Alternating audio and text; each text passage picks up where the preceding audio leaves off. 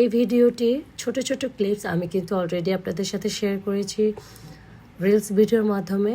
এখন আপনাদের সাথে সম্পূর্ণ ডিটেইলে শেয়ার করতে যাচ্ছি। এই ডিজাইনটি যে ড্রয়িং সেটাও কিন্তু অলরেডি আমার পেজে শেয়ার করা আছে।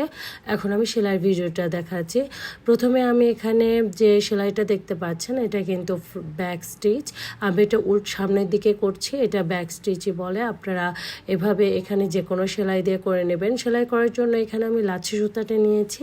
লাচ্ছি সুতা এখানে আমি 2টা তার নিয়েছি। 2 তার দিয়ে করলেও এর ফিনিশিংটা খুবই ভালো আসে। এখানে ভিডিওর ক্ষেত্রে ক্যামেরার কিছু সেটিংসের জন্য কালারটা একটু হালকা কিংবা গাঢ় হতে পারে, সেক্ষেত্রে আপনাদের আশা করি কোনো প্রবলেম হচ্ছে না। আমি এভাবে সম্পূর্ণ ডিজাইনটা করে নিয়েছি। দেখতে পাচ্ছেন আমি কিভাবে ডিজাইনটা করে নিলাম।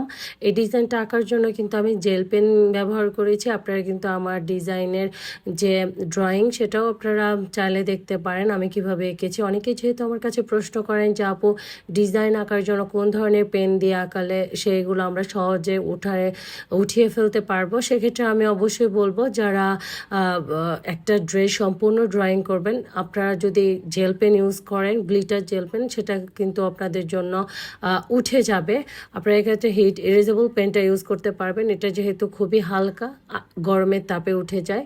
আর এখন যে আমি সেলাইটা করছি সেটা কিন্তু ফিশবোন বা ফ্লাই স্টিচ। আপনারা এভাবে ফিশবোন স্টিচটা দিয়ে করে নেবেন। এখানে আমি অনেক কালার কম্বিনেশনে সুতা দিয়ে কাজ করেছি। আপনারা আপনাদের পছন্দ বা রুচি মতো যেভাবে পারেন সেভাবে আপনারা সেলাইটা করে নেবেন। আমি এভাবে সম্পূর্ণ পাতাটা এভাবে ফিশবোন স্টিচ দিয়ে করে নিয়েছি। এখন আমি আরও বাকি যে অংশটা আছে সেটাও করে নিচ্ছি। এভাবে সম্পূর্ণ ডিজাইনটা করে নেবেন।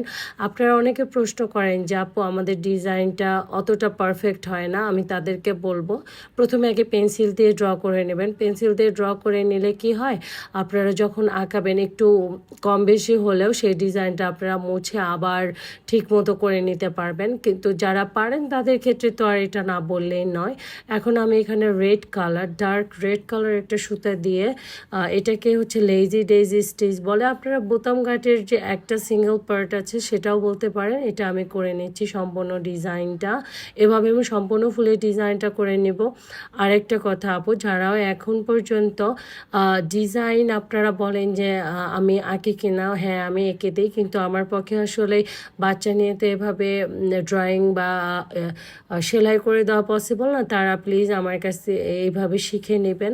আর যারা পারেন না তারা আমাকে প্রশ্ন করবেন, আমি এভাবে আপনাদের প্রশ্নের উত্তর দেওয়ার জন্য রেডি আছি। কোনো সমস্যা নেই, আপনাদের যখন খুশি তখন আমাকে মেসেজ করবেন। আমি যে সাইডে দেখতে পেলেন ওটা কিন্তু আমি লং নট এবং শর্ট নটস দিয়ে করে নিলাম। এগুলোকে আপনারা গিট সেলাই করতে পারেন।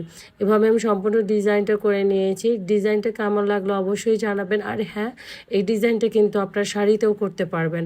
শাড়ির এই ডিজাইনগুলো করলে কিন্তু অনেক সুন্দর লাগবে। যে কোনো কালার কাপড়ের উপরে আপনারা এই ডিজাইনগুলো অনায়াসে সুন্দরভাবে করে নিতে পারবেন।